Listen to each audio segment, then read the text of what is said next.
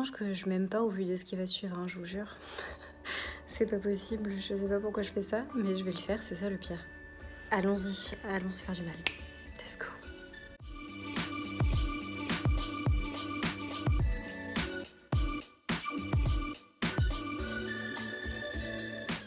Bonjour à tous et bienvenue dans le vlog de la souffrance. Yay! Écoutez, je ne sais pas pourquoi je fais ça, mais au vu de la lecture que je suis en train de faire, je pense qu'il est d'utilité publique, que je me le tente. Et mon chien vient participer. Actuellement, je suis en train de lire Le Rouge et le Noir de Stendhal, et autant vous dire que c'est une tannée. Voilà, je sais pas comment le dire autrement. C'est dur. C'est dur parce que je ne supporte pas le personnage principal, ce n'est vraiment pas possible pour moi. Je pense que je vais pousser plus en détail, mais ça m'a donné l'idée de faire ce vlog où je vais tenter, tant bien que mal, de lire les livres les moins bien notés de ma palle. Donc pour ma part, je suis sur Livre Addict en termes de référencement de mes livres, et sur Livre Addict, il y a une note affiliée à chaque livre. C'est comme ça que ça fonctionne. Les gens, au vu de leur lecture, donnent des petites notes à la fin et ça fait une moyenne générale du livre. Moi je me base généralement pas sur cette moyenne-ci parce que j'ai envie déjà de me faire mon propre avis, et puis ça peut être un indicateur, mais je vais jamais m'arrêter là si vous voulez. Je vais quand même pousser un petit peu et je vais essayer de me faire mon propre opinion sur le livre que je suis en train de lire. Donc il s'avère que Le Rouge et le Noir est pas très bien noté, hein. Il est noté 14,2 sur 20. Donc pour certaines personnes, 14,2 sur 20 c'est correct. En règle générale je suis d'accord, mais sur Livre Addict, je pense que les gens ils ont tendance à mettre des bonnes notes, et surtout ils ont tendance à ne pas mettre des mauvaises notes puisque les gens sont gentils en fait. Et du coup les livres qui tournent autour de 14, ils ont une appréciation générale qui est moyenne. Donc ça veut dire que j'essaierai de vous mettre des screens. Ce sera peut-être plus simple pour que vous puissiez comprendre. Je crois que la notation va de mauvais, moyen, bien, très bien, excellent. Je crois que c'est ça. Je ne suis pas sûre. En fonction du coup de la moyenne générale. Donc 14,2, c'est déjà assez bas vu que la notation est une moyenne de toutes les notes générales et que les gens ont tendance à être plus gentils que mettre des sales notes. On en revient à dire que 14 c'est pas foufou quoi. J'en ai d'autres qui sont pires. Je me suis fait une petite liste que je regarde présentement. Je vais pas vous la montrer parce que j'écris mal et que c'est pas ouf concrètement. Peut-être que j'essaierai de vous faire un truc à l'écran où je vous montre cette dite liste mais en plus lisible. Voilà. Hop, tadam! Incroyable, hein, la magie du montage. On voit que le premier c'est L'Agakure avec une note de 13,5, donc là autant vous dire que je pense que beaucoup de gens ont galéré. De base je me disais que j'allais faire du pire au moins pire entre guillemets. Là j'en ai répertorié 7. Me demandez pas pourquoi, j'en sais rien. J'ai commencé par Le Rouge et le Noir parce que c'est ce que je suis en train de lire actuellement et c'est ce qui m'a donné l'envie, un petit peu paradoxalement, de commencer ce vlog, peut-être pour me plaindre et exprimer mon mécontentement, parce que je vous jure que là, actuellement, j'en suis à la page 100 et quelques et j'ai beaucoup pouffé déjà. Il y a certaines fois où je voulais partager sur Insta déjà, où je vous prenais des petites images de pensée du personnage principal qui sont vraiment délectables, absolument pas. Donc voilà, bref, je sais pas après comment je vais m'organiser. Je pense que ça va être un vlog qui va durer dans le temps. Là actuellement nous sommes le 18 août. Je pense que ça fait déjà plus d'une semaine et demie que j'ai commencé Le Rouge et le Noir. Je viens de dépasser la 100e page hier il me semble, donc vraiment je peine, hein. Je peine fort. Peut-être que ça va être le vlog aussi de l'abandon, peut-être que je vais abandonner plein de livres parce que ça ne me plaît pas. Je suis en train de me poser fortement la question pour Le Rouge et le Noir, je vous avoue. Je vais essayer de continuer quand même malgré tout pour voir ce qu'il en est, et que j'espère que le perso principal aura droit à une évolution dans le bon sens. Écoutez, on se tient au courant, je vous en reparle, de toute façon je vous ferai des petites updates au fur et à mesure. Et ouais, je pense que je vais pas enchaîner que des mauvais livres d'après Livre Addict, parce que sinon je vais me tirer une balle dans le pied et je vais juste m'enfoncer dans une magnifique panne de lecture je pense. Donc je vais m'épargner ça, je pense qu'on va y aller au fur et à mesure. Je ne pense pas que je vais aller me plonger dans Le Rouge et le Noir de suite, parce que j'ai pas envie en fait. J'ai d'autres choses à faire, notamment du montage d'une vidéo, vous aurez vu, il y a belle lurette je pense. Écoutez, on se reprend plus tard, je ne sais pas quand je relirai et quand j'aurai d'autres choses à dire, où je me dirai rien ne va. Et puis j'essaierai de pousser un petit peu plus la réflexion quand on se retrouvera pour la suite des événements concernant Le Rouge et le Noir, j'entends. Voilà, allez, c'est parti pour le vlog de l'enfer. Yes. Toujours des merveilleuses idées par ici, hein. Salut, je reviens 1000 ans après parce que j'ai oublié ou alors j'ai supprimé le rush concernant Le Rouge et le Noir. Donc nous sommes actuellement en décembre. Voilà, donc 2 salles, 2 ambiances, hein. On était à peu près en juillet, je crois, quand j'ai commencé à tourner ces rushs pour Le Rouge et le Noir. Il y a eu d'autres lectures en temps, dont une. Putain, je suis trop à la bourre. Bref, concernant Le Rouge et le Noir, je vais vous dire ça de suite. Voilà. c'est un abandon. C'était chiant. Oh là là là là là là. Mais quel enfer ce livre. Qui a aimé ça? Expliquez-moi pourquoi déjà, premièrement, et expliquez-moi comment vous avez fait pour supporter ce mec est insupportable. Julien, mes couilles là, je sais plus comment il s'appelle. Je me rappelle plus son nom de famille, bref. Mais qu'est-ce qu'il est chiant et désagréable et antipathique. Je n'ai pas du tout réussi à m'attacher à ce personnage, bien au contraire, vous pouvez le constater. Et vous voyez, rien que recommencer à en parler, je sens une petite pointe d'énervement qui commence à pointer le bout de son nez là. Aïe aïe aïe. Je l'ai trouvé détestable. Vraiment, je n'ai pas d'autre mot. Il est détestable. Il est imbu de sa personne. Il oscille entre bêtise, misogynie et avarie. Vraiment le trio gagnant. Le mec, il saute du coq à l'âne dans ses idées. Un coup, il veut faire un max de thunes. Un coup, il veut pécho toutes les meufs qui croisent.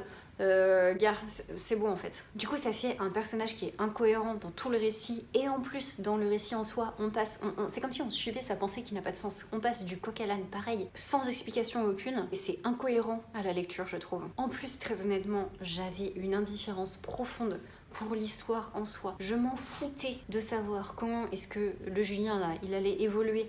Ça m'indifférait et j'avais pas envie de savoir parce que ce personnage m'exaspère au plus haut point. Les persos secondaires, pareil, je m'en fous de savoir ce qu'ils vont devenir, ça ne m'intéresse pas. Je ressentais une indifférence totale face à tout ce que j'étais en train de lire. J'avais pas envie de remettre le nez dedans, ça ne me tentait absolument pas. Je me suis dit que j'allais pousser jusqu'à la page 200, je crois que j'y suis même pas arrivée. Je me suis arrêtée à la page 173 et c'était déjà largement suffisant, très honnêtement. J'avais l'impression que tout faisait fake en fait. Et que du coup, vu qu'on sautait du coq à l'âne et qu'il y avait pas de lien entre les scènes et que c'est comme si on était face à une pièce de théâtre avec des gens qui rentrent et qui sortent, etc. Mais dans le contexte d'une pièce, c'est cohérent parce qu'on a la vision et c'est en face de nous et ça se déroule, les actes se déroulent au fur et à mesure. Mais dans un livre, dans un roman, non, c'est juste grossier. Et franchement, pour un texte de plus de 500 pages, flemme de ouf de continuer et d'être confrontée à ça sur 500 pages en sachant que j'ai des livres qui m'appellent beaucoup plus dans ma pile à lire et que je n'ai pas envie de continuer là-dessus et que j'ai fait d'excellentes lectures par la suite. Donc vraiment, c'était un grand nom. Je conclurai par le fait qu'apparemment le Rouge et le Noir et Bel Ami sont souvent comparés, même si mot passant, j'ai appris récemment que c'était pas du tout un personnage respectable. Franchement, ça me fait mal au cœur parce que j'ai beaucoup aimé Bel Ami pendant super longtemps et de comparer les deux œuvres, c'est dur pour Bel Ami. Hein. Même si du coup maintenant je n'en parle plus du tout. Je ne fais plus l'éloge de ce livre à cause de Maupassant, qui n'est pas une personne que j'ai envie de soutenir, même si elle est morte. Bref, tout ça pour vous dire que vraiment, juste comparer les œuvres à œuvres, comparer le Rouge et le Noir et le Bel Ami, dur, même si Bel Ami, c'est mort. Voilà, pour dire ce qui est.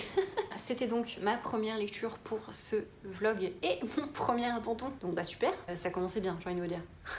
Ah oui, et j'ai juste oublié de vous préciser un truc qui me fout le seum bien fort. J'ai acheté ce livre 2 fois. Je suis dégoûtée. J'ai acheté une première fois en poche, normal, folio classique pour découvrir l'œuvre. Je trouvais que les écritures étaient vraiment beaucoup trop petites et pour le confort de lecture, j'ai pas voulu me lancer là-dedans. Donc j'ai trouvé ce livre sur Vinted que je trouve vraiment très très beau. Par contre, l'aspect physique est très joli, avec une écriture qui est beaucoup plus aérée, donc beaucoup plus agréable pour la lecture. Bon, autant vous dire que du coup, j'ai grave le seum. J'ai même pas lu 200 pages et je ne reprendrai jamais ce livre, c'est une certitude. Donc, super, je suis ravie, vraiment. On se retrouve un petit peu plus tard dans le temps et j'ai terminé ma seconde lecture des pires livres de ma palle. Il s'agit de La vie seule de Stella Benson. Pour le coup, c'était une très bonne lecture comparée au Rouge et Noir juste avant. Je sais plus ce que je vous ai dit en intro parce que je l'ai fait il y a littéralement 4 mois. Mais celui-ci, dans le classement, est le meilleur entre guillemets des pires. Il a une note de 4,7. 4,7, non, ce serait horrible, vous imaginez. Il a une note de 14,7 sur 20. Et moi, personnellement, je lui ai mis la note de 16 sur 20. Donc, j'ai apprécié ma lecture, c'est un fait. L'histoire va prendre place dans le Londres de 1918, donc à la fin de la Première Guerre mondiale. On va suivre Sarah Brown qui fait partie d'un comité de bonnes ladies qui donne un petit peu des leçons de morale à tout va. Et elle se fait chier concrètement dans sa vie, elle en a marre de faire ça je pense, et elle en a marre de son quotidien. Et elle va croiser la route d'une sorcière qui va faire irruption pendant un de leurs meetings, et elle va un petit peu tout chambouler sa vie. Cette sorcière va lui proposer d'aller vivre à la pension qui s'appelle La vie seule, je fais un petit aparté, vous m'excusez, j'ai un peu la voix défoncée. Je sors d'un état grippal où je tousse. Voilà, donc désolé pour ma voix. Maintenant, vous savez, c'est la maladie de l'hiver qui arrive, quoi. Donc, je sais plus où est-ce que j'en étais. On est sur une narration qui est vraiment très atypique et je pense que c'est pour ça que j'ai bien aimé, hein, faut pas se mentir. Vous le savez maintenant, moi j'aime bien les trucs vraiment un peu chelous, qui sortent un petit peu de l'ordinaire, où on comprend sans comprendre et ça nous happe d'une façon très spécifique. Et vraiment, ce livre en fait partie, du coup, je suis ravie de l'avoir lu. Ça l'a encore une fois fait pour moi. Je pense que vraiment j'ai un attrait et une attirance pour le genre chelou. Comme je vous disais, c'est une narration vraiment hyper atypique. Déjà dans les points de vue, on change vraiment beaucoup de points de vue et assez vite. Mais il en reste qu'il y a un fil rouge et qu'on arrive à suivre le fil rouge malgré tout. Les points de vue changent, mais c'est pas que l'histoire change, mais c'est tellement absurde que je comprends que certaines personnes puissent être perdues à la lecture de ce livre parce qu'il faut suivre malgré tout. Je sais pas si vous l'avez déjà lu, mais ça m'a fait penser à La ferme des animaux. Je trouve qu'il y a quelques similitudes parce qu'on est quand même sur une satire de la société, principalement de la hiérarchie et de la guerre d'ailleurs, et tout ce qui s'ensuit. Et dans La ferme des animaux, c'est la même chose, on est sur une satire de la société, mais sous couvert vraiment d'absurde, vraiment poussé. Alors, dans La ferme des animaux, c'est poussé encore plus à l'extrême, mais là je trouve qu'il y a des parallèles qui peuvent être faits entre ces deux livres en tout cas. On retrouve des personnages qui sont vraiment hauts en couleur, avec des personnalités bien distinctes et tout aussi atypiques que le texte en soi, avec une magie qui est bien ancrée et qui fait partie du monde dans lequel ils évoluent. La magie en soi est aussi ultra atypique. En fait, tous les pans de ce texte sont vraiment hyper chelous, mais c'est grave cool. En plus de ça, dans ce livre, il y a des choses qui m'ont fait rire parce que le fait qu'ils personnalisent tous les objets, ou pratiquement tous, ça me fait trop rire que les objets, ils aient un prénom et une conscience parfois quand ils sont dotés de magie et ils font leur life et ils ont des prénoms qui sont trop drôles. Je sais pas, je les imaginais dans ma tête, ça me faisait rire. Voilà. J'ai vu déjà des revues de ce livre et ce qui m'a donné envie de le découvrir. Il y a des gens qui disaient que vraiment ils ont rigolé et que c'était... Ils utilisaient un autre mot que absurde, ils utilisaient... je vous retrouverai plus, mais ils utilisaient un autre mot que absurde qui penchait plus du côté drôlerie, entre guillemets. Et moi personnellement, j'ai trouvé que c'était plus vraiment de l'absurdité plutôt que d'autres mots que je ne retrouve plus. J'ai pas rigolé aux éclats pendant tout le livre, j'ai plus été décontenancée, j'ai envie de vous dire, par tout ce qui se passait parce que c'était très atypique. Les seules fois où j'ai vraiment rigolé, c'était pour ces trucs de personnification et aussi pour tout ce qui est l'élocution de la magie. Genre, les règles de la pension sont très drôles. Autre chose que je vais vous partager, c'est je pense vraiment que j'ai un grand manque de culture concernant tout le contexte historique de Londres de 1918 et je pense que à cause de ça, je suis passée à côté de certaines satires qui auraient pu être faites. Je pense pas que j'ai tout saisi très honnêtement parce que je suis loin d'être une experte de ce domaine et de cette partie spécifique de l'histoire et à Londres qui plus est. Encore si c'était en France, peut-être qu'avec mes cours qu'on a tous eu d'ailleurs, peut-être que j'aurais pu rattacher quelques wagons. Là, franchement, je suis persuadée que je suis passée à côté de certains trucs. Par contre, il y a un dialogue entre les deux côtés opposés, donc entre le côté allié entre guillemets et le côté ennemi, donc les Allemands. Oh là là. Il y a eu un dialogue qui s'est fait entre les deux à un moment donné et ce dialogue m'a beaucoup marqué parce qu'on souligne vraiment l'absurdité et le côté complètement désuet de la guerre en règle générale et vraiment ça mettait vraiment le doigt là-dessus et ça accentuait la stupidité de toute la chose et du pourquoi est-ce qu'ils font ça, parce que il y avait le côté anglais qui disait mais pourquoi vous faites ça, et le côté allemand il disait mais on fait ça parce que c'est vous qui êtes pas bien en fait, et il disait mais on vous a rien fait en fait, c'est vous qui commencez à nous taper dessus. Le petit fait bah ouais c'est vrai, mais pourquoi du coup on fait ça, je sais pas, vas-y viens on s'aime bien en fait. Et puis en fait non, mais bon bref, c'était très hors du temps cette conversation et ça m'a beaucoup marqué parce que j'aime bien ce côté absurde qui au final montre quelque chose de la réalité qui est vraiment véridique et qui là pour le coup est désuet de sens dans la réalité. Je sais pas si vous comprenez, mais en fait j'aime bien la subtilité d'utiliser l'absurde pour quelque chose dans la vie qui l'est, mais qui est sérieux. Je peux pas aller plus loin que ça, je vais pas paraphraser pendant 1000 ans. Si vous avez pas compris, je suis désolée. Je sais pas comment le dire autrement. Bref, dans l'ensemble, c'était une très bonne lecture. Je suis très contente de l'avoir lu et d'avoir découvert La vie seule. Ça s'est lu hyper bien et hyper vite. Je peux comprendre encore une fois pourquoi est-ce qu'il est mal noté sur Livre Addict, parce que c'est très atypique et très original comme texte. Et ça peut être rebutant et ça peut même en perdre certains. Donc je comprends que certaines personnes n'aient juste pas apprécié. Je pense que c'est une lecture où il faut se laisser porter et entrer dans le monde de l'absurde et du second degré pour pouvoir apprécier ce livre pleinement. Pendant que je suis ici, j'en profite pour vous dire que j'ai commencé la 3e lecture de cette vidéo, qui est La princesse de Clèves de Madame de La Fayette aux éditions Le Livre de Poche. Il est noté sur Livre Addict 13,8 sur 20, ce qui fait qu'il est sur le podium en seconde place des pires livres de ma palle. Pour l'instant, je n'ai lu que 60 pages. J'ai dû arrêter, non, j'ai choisi d'arrêter en cours de route cette lecture parce que nous sommes actuellement le 14 novembre, donc je suis en pleine lecture de Murtagh, qui est la suite de Eragon, qu'on a attendu à peu près 1000 ans. Donc autant vous dire que vraiment le 8 c'est sorti, j'avais la grippe, mais rien à foutre. J'ai été chercher mon livre et j'ai commencé ma lecture de suite malgré mon mal de crâne. Donc la princesse de Clèves, elle attend patiemment que je termine ma lecture de Murtagh et puis après je m'y remettrai, bien évidemment. Je vais essayer de vous faire des petits updates, même si c'est un livre très très court, donc peut-être que non finalement, je suis désolée. Dans tous les cas, je reviendrai pour vous dire un avis final et la note que je lui ai donnée. Si ce n'est pas avant, eh bien on se retrouvera à la fin, voilà. Et puis après j'enchaînerai avec encore un autre et puis je sais pas quand est-ce que je vais m'arrêter, certainement quand j'en aurai marre. Là j'en suis à mon 3e, peut-être que je vais faire 5, je sais pas. Là pour l'instant ça me paraît possible. Si ça s'éternise trop dans le temps, je couperai avant. Voilà. Ce que je peux vous en dire pour l'instant, vu que j'ai lu que 60 pages, mais c'est quand même 60 pages malgré tout. Bah écoutez, pour l'instant moi ça le fait plutôt bien. J'aime bien. Pour l'instant c'est pas incroyable, mais j'ai vous dire que la seconde partie était meilleure que la première et j'ai l'impression que tout le monde s'accorde pour dire ça. Donc moi pour l'instant je suis toujours dans la première partie, donc il y a beaucoup d'explications de personnages. C'est une grosse introduction à toute la société qu'on va suivre, donc forcément que c'est un petit peu fastidieux, même si franchement ça va. On arrive à comprendre malgré tout très très bien. Je ne sais pas quand est-ce que la seconde partie va arriver. Et bah très bientôt, à la page 94, on débute la seconde partie. Donc je pense que ça va arriver bientôt. Donc là déjà, moi la page 60, j'ai déjà quelques personnes qui s'allient entre elles et il y a déjà des gens qui veulent pécho d'autres gens. Je pense qu'on commence à être lancé dans le vif du sujet malgré tout. Et pour l'instant c'est une bonne lecture. Pour moi ça ne vaut pas pour l'instant, c'est 13,8 sur 20. Je trouve ça très sévère. Mais bon, on verra par la suite comment ça va se passer. Ça se trouve, je vais reprendre ça à la deuxième partie. Je vais vous dire j'abandonne parce que ça me casse les couilles. Je ne sais guère. Et ben écoutez, moi je vous dis dans quelques temps, si ce n'est quelques mois. Pour vous c'est tout de suite.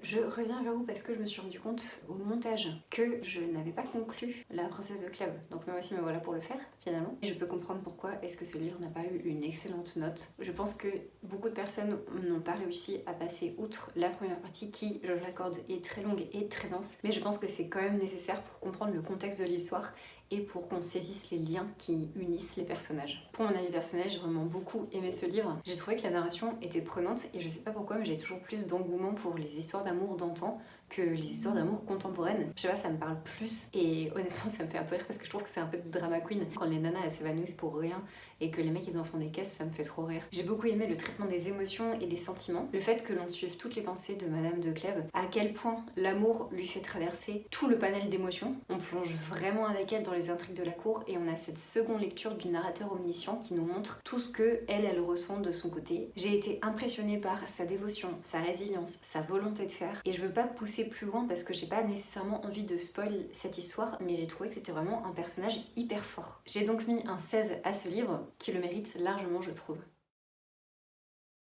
Je pense que c'est officiel, je suis la reine des vlogs qui durent beaucoup trop longtemps. Nous sommes actuellement le jeudi 6 juin. Je pense que dans un mois, ça fera 1 an que j'ai commencé ce vlog. Que dire d'autre? C'est terrible. Je sais pas si je vais y arriver un jour. Le pire, c'est que j'ai d'autres idées de vlogs dans ce type de thématique. Pas spécifiquement les mêmes, mais j'ai d'autres sujets que j'aimerais bien aborder dans ce sens-ci. J'ai une thématique avec plusieurs livres à lire. J'espère que ça va pas prendre 1 an encore. Parce que j'ai... Oh là là, la pire youtubeuse du game français. Coucou, c'est moi.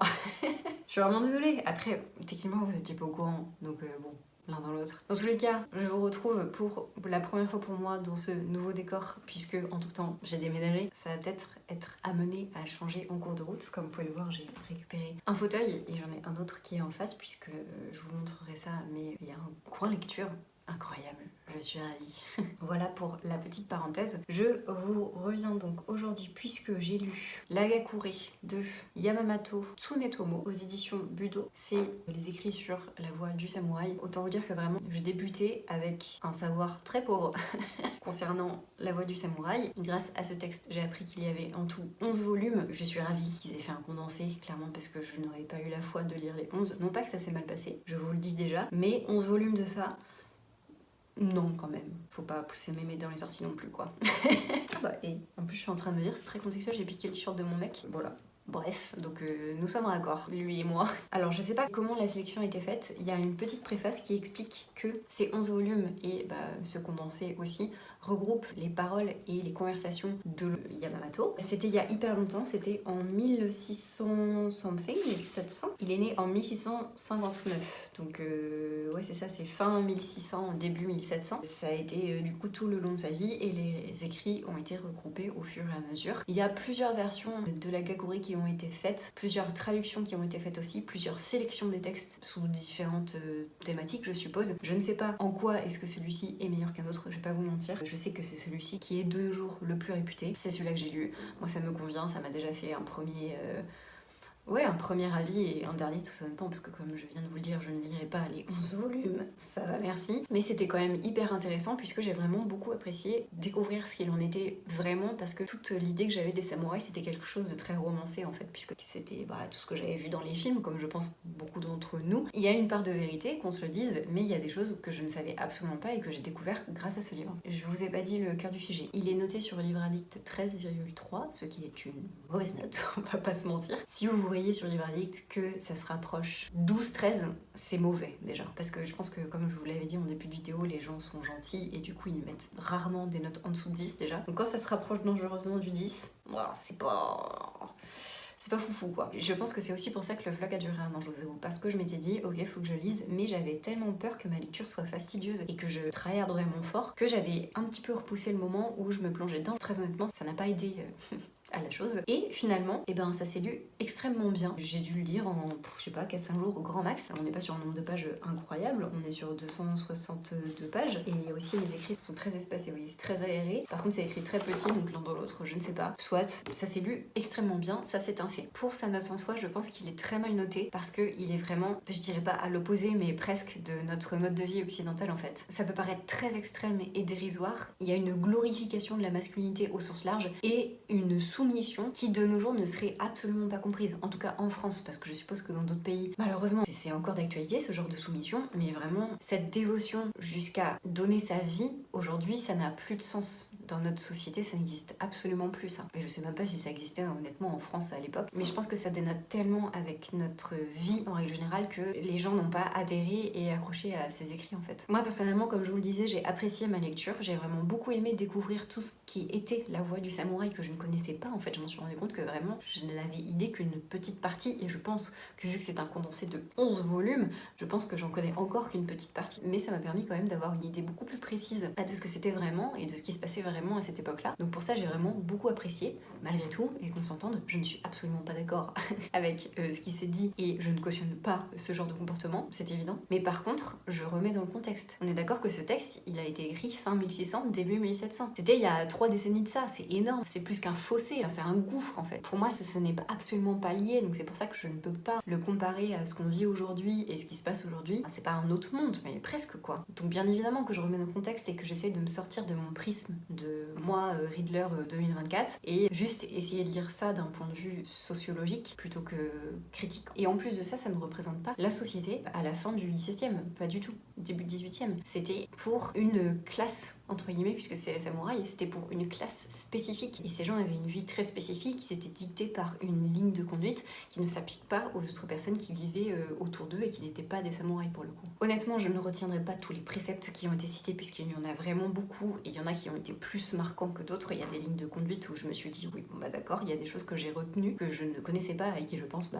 resteront, et d'autres où je passerai un petit peu plus, et non pas qu'ils se répètent, mais il y a des choses qui se recoupent quand même beaucoup, mais il y a quand même quelques trucs qui vont me rester, vous voyez. Par exemple, et après j'arrête de m'étaler, je trouve que, et ça ils en parlent en fait dans la préface, ils nous stipulent de vraiment faire attention à comment est-ce que la mort est traitée et vraiment toute cette valeur qu'ils ont et toute cette idée philosophique qu'ils ont derrière la mort, et j'ai trouvé ça hyper intéressant de vraiment prêter attention à ça et d'essayer de comprendre et d'aller au-delà de juste la mort et ce qu'elle est, puisque eux ils ont vraiment, je dirais pas que toute leur ligne de conduite est guidée par ça, mais ils ont vraiment un rapport à la mort qui est différent de la nôtre, clairement. Et pour eux, mourir, ça peut être un honneur, je sais pas comment on va dire, ils ont toute une philosophie de vie en rapport avec la mort qui est vraiment différente de ce que nous on connaît et ce par quoi nous on passe. C'est vraiment entièrement différent, et ça j'ai trouvé ça hyper intéressant de prêter attention à ça et d'essayer vraiment de comprendre et de moi tisser les liens en fonction des préceptes qui en parlaient, parce qu'ils en parlent pas tout le temps. Mais dès que ça revient, on constate qu'il y a plusieurs degrés de rapport avec la mort et plusieurs intentions derrière ça en fait. Je pense que si vous le lisez, vous comprendrez ce que je veux dire. Je n'arrive pas à poser des mots concrets, mais j'ai trouvé ça quand même hyper intéressant. Et même en règle générale, j'ai vraiment apprécié ma lecture, puisque